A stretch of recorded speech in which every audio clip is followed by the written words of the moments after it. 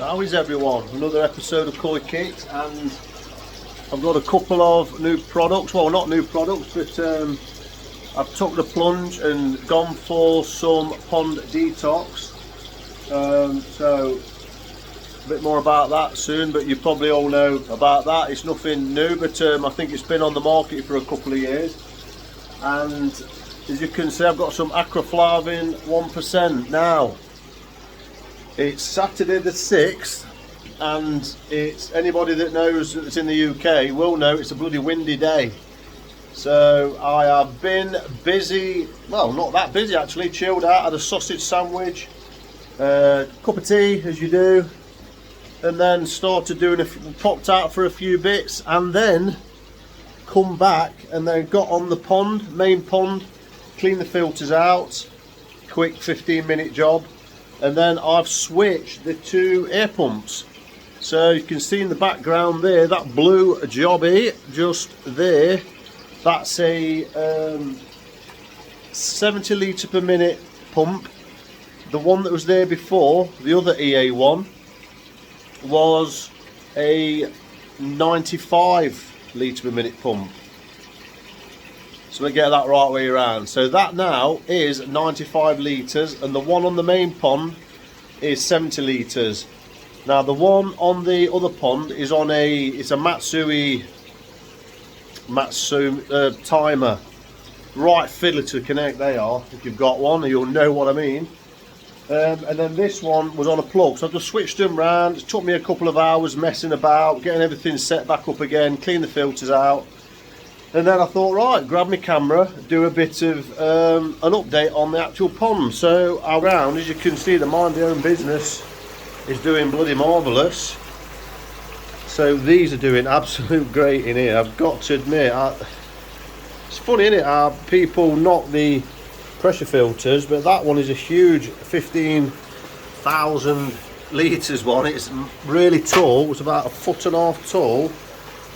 And this is 2,000 litres going over a shower. The fish are in tip-top condition.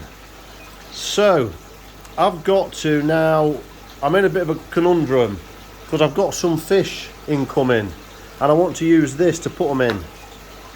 So I'm a bit worried because I've got this body of water, as you know, 2k, that body of water 5k, my main pond 10k.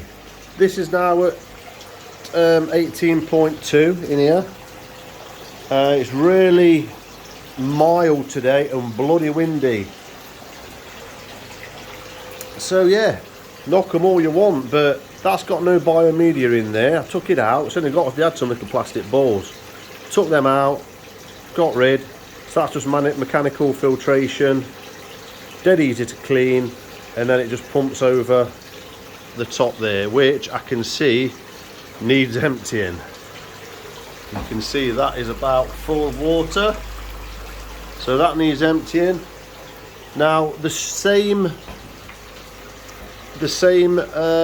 foam jobby that I've shown you many times in there, I've got 3 pieces left, and that's on the shower on the main pond, which is working a treat, and we'll conclude up there.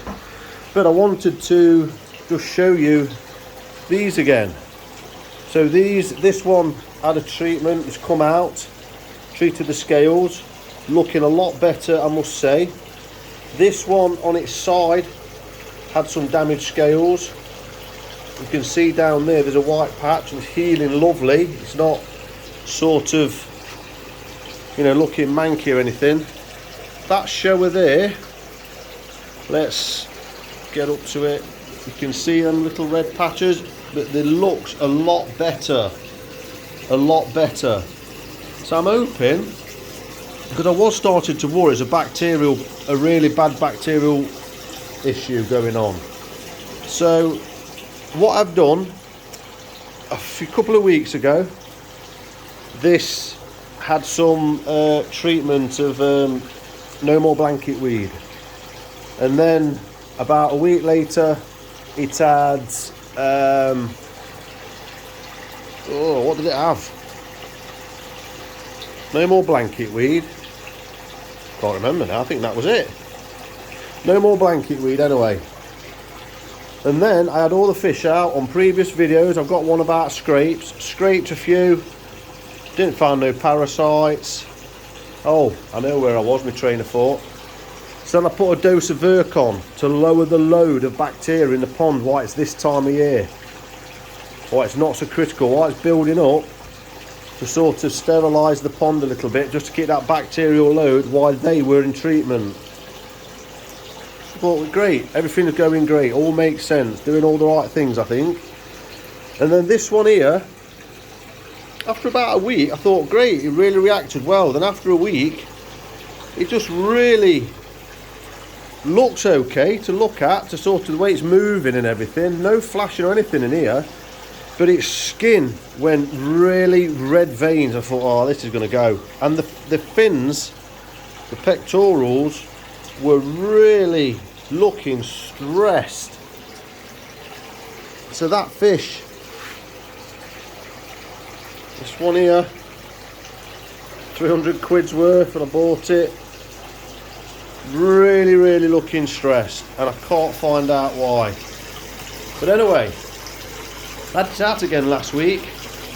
Have another look at it, and I'll be honest with you, we're totally honest with you, I thought, you know what, it was looking that bad, I was thinking, I'm going to lose this fish.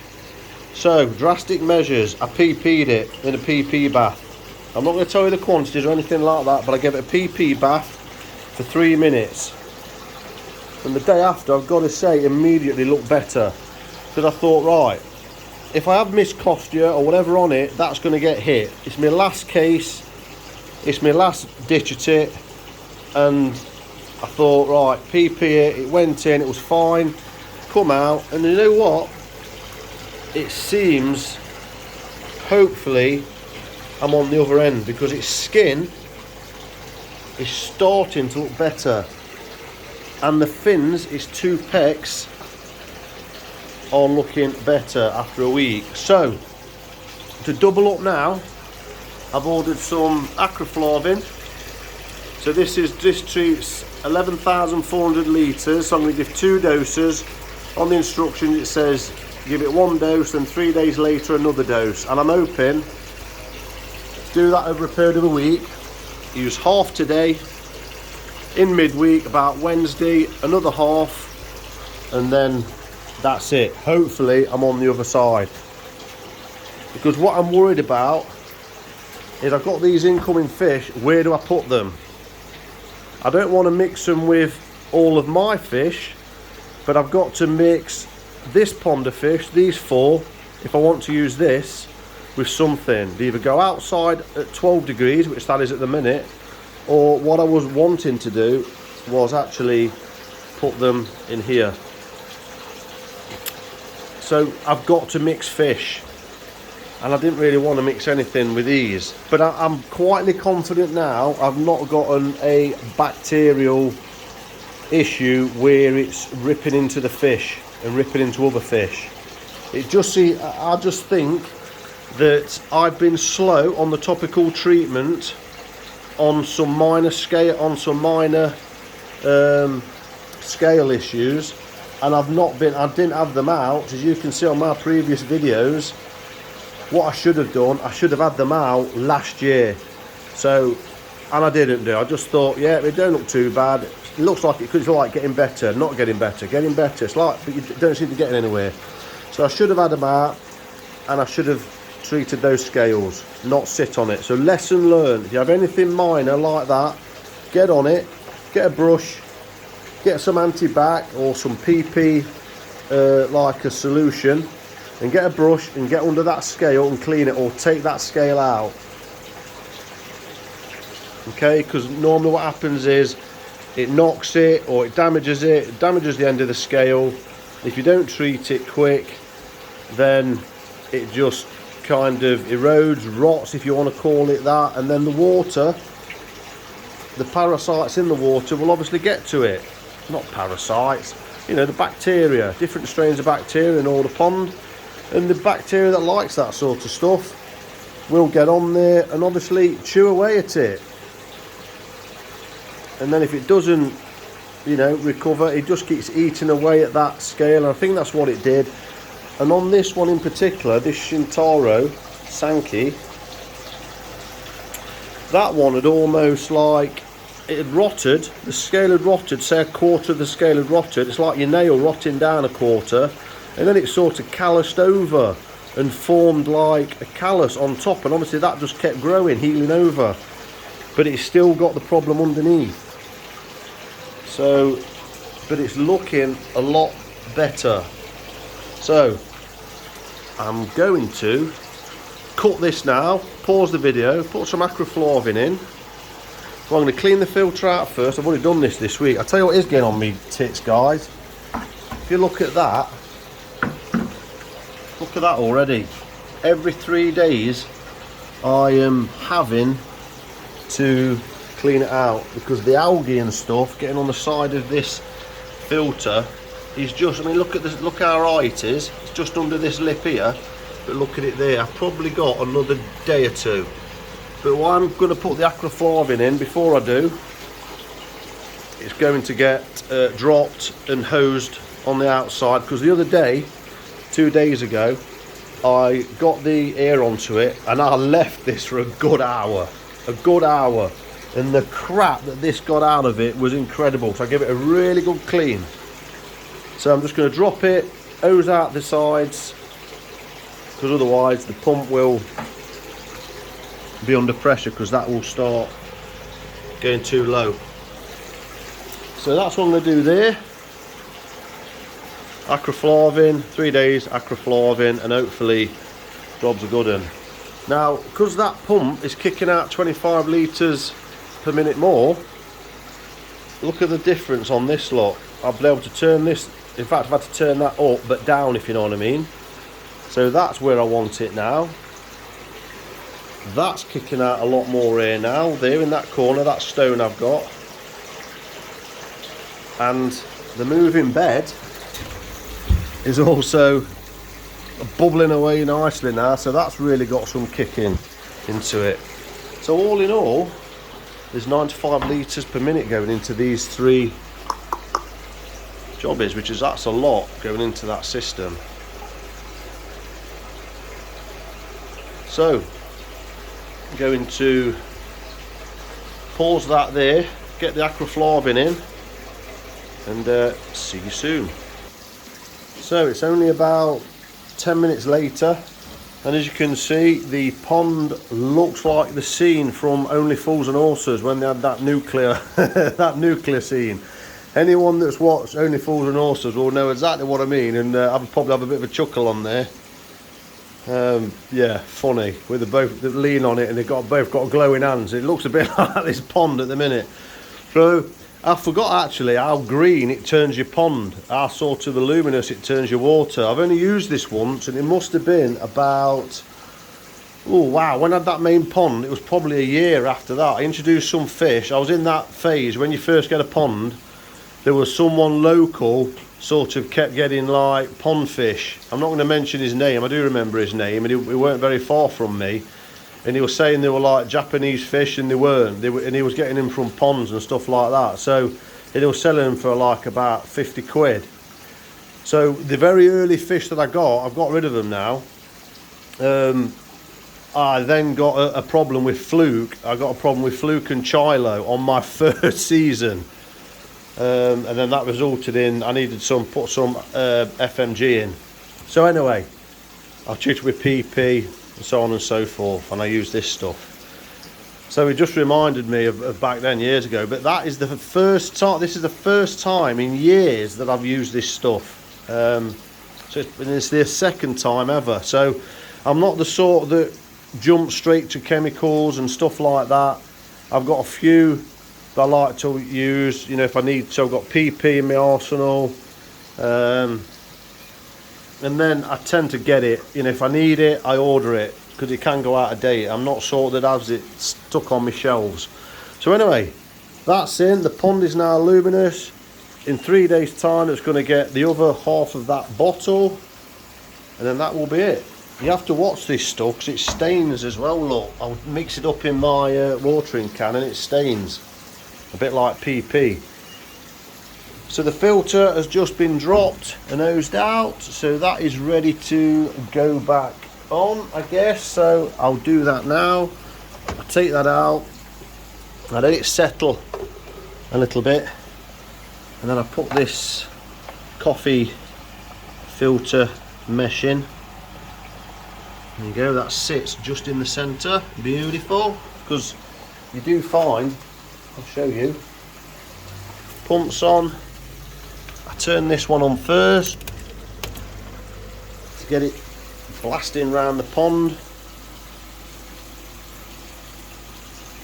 so any crap is not going up into that initial start up. No, it's going past that sieve anyway, but it's not pumping anything into the multi-bay, the jibbity job, and also the into this and into the air source heat pump, mini air source heat pump, and it only needs a few seconds to just, that's it, look, it's nice and clear now. So I will just lift that out, and you can see it's not a massive amount, but you can see that there is a significant amount of crap in there, look. So that would have literally pushed around the pond, see it all? That would have pushed around the pond, so on and so forth. So while I've got my hose on, I'll wash that out.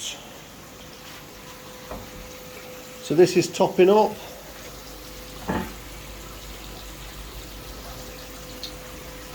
So that's it. So while that's circulating, the fish are going flipping wacko because they love circulation and that, as you know. I've just been putting 1-2 feeds in, same with them. So let's just finish off on the main pond.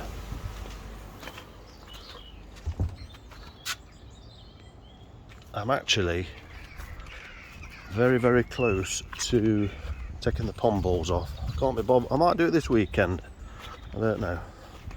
But anyway, I've not managed the grass cut yet because the batteries on my battery jobby mower were faulty. So I tried to bump them back up because they were flat. I cross-circuited one, blew it, got another one, and now I've got this one's faulty now. It won't charge. Ooh, that might be promising. That's the new one. So apparently if you have a battery that's completely flat, they need a little bit of charging, so it tells your charger to charge them, and this one was completely dead. So I've stripped it down, cleaned it, and if you do put a cable to them, plus to plus, minus to minus, do it for about half an hour. This was completely flat, and it isn't now, but I'm hoping it charges. If it doesn't, I'm gonna have to buy another battery, 25 quid each, and a nightmare. So anyway, here's the pond. This one's going absolute brilliant. So I've not cut the grass yet, I'm going to do it today. Plant filter, looking bloody marvellous. Plants keeping the nitrate down.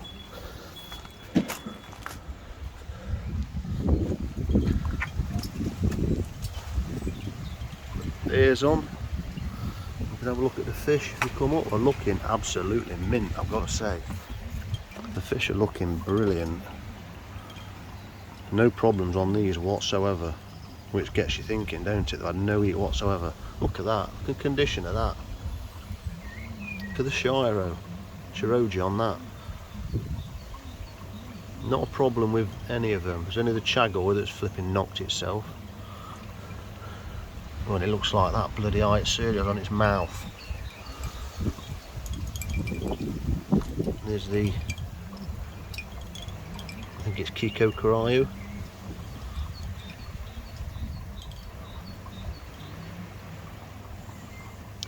And then that one's the one that's had a bit of fungus on its head. It's got some scales from last year, so get some warmth in this and hopefully it will recover really nice and well. But these are looking really vibrant.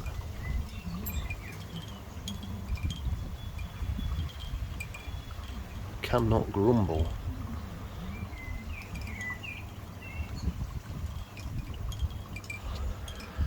So yeah, these are going to come off soon. So I am proper head of the game. Proper head of the game. I don't think that's going to work, but so that, I think that concludes this week. Acriflavin. Hopefully that's it with them now, because I've just got in contact with one of the dealers where I got the Tamasaba and the Kuro Doshki. I'm working from home on Friday the 12th, so I want the fish delivered then, because I've got my car for an MOT as well. So yeah, koi, there's always something, isn't there? So let's conclude on these with the treatment of Acriflavin. They look happy enough. Keep an eye on them now for the rest of the day. See that Chiba flash then, look. It don't stop, does it?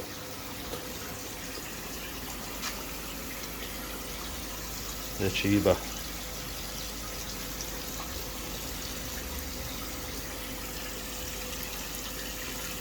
So hopefully that will sort it. 2 treatments of that, jobs are good, and I'm going to leave them then, get some eating here, and hopefully the immune system's now going to be on maximum. Anyone that don't know, guys, but koi and fish, the cooler the water, the lower the immune system. So obviously the lower the immune system, the less they are prepared at battling even minor ailments like fin troubles and stuff like that. If you know, and that's the problem I've had. I should have dealt with it last year before it got cool, because once the water's cold, you're not gonna, yeah, you might be able to treat the area, but it's not going to be able to recover because the immune system's low.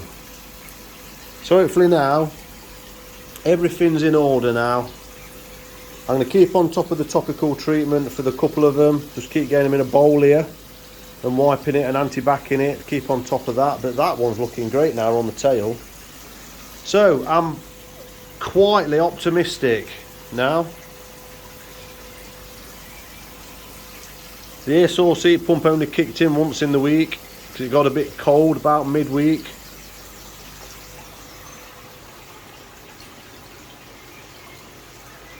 So yeah, I am a bit nervous. I am nervous getting new fish.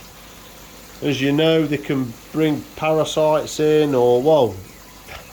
There's a bit of an not an argument, but a discussion where it's not so much they're bringing in parasites. That's what we keep getting told. I'm not so sure about that one, but we all know that parasites live in conjunction with ponds. It just happens. You're not going to get rid of them 100%.